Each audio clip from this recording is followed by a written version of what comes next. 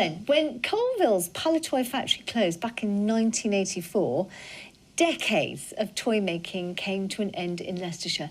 The company produced some really huge brands, including Action Man, do you remember Tiny Tears, Star Wars?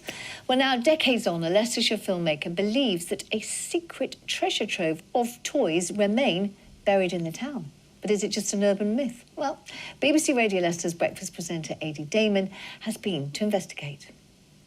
When the Palatoy factory in Colville closed down in the 80s, the myth is some of the toys were buried in a field and then covered up. It's a story that inspired filmmaker Matt Holt to make a new documentary. Things were being buried and thrown away all through the whole time that Palatoy was going. Sometimes they'd paint the hair wrong on some of the figures and they'd get thrown away. Sometimes the wrong electronics had been put in and they'd get thrown away. This is the time before recycling. Things were just dumped and not all of it made it to the tip. So, is there any truth in the rumours? They were taken to an industrial scale landfill site where they were literally dumped. They would have been driven over by tractors, JCBs, smashed up, buried under topsoil. So the chances of finding anything in good condition, like a Millennium Falcon or an AT-AT, is next to no chance.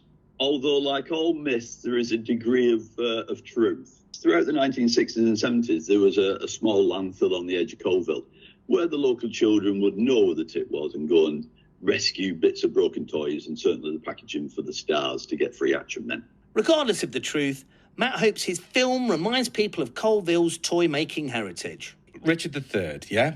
Everybody said, no, it's not here, it's not here. She put the pickaxe through the hole and went straight through his skull.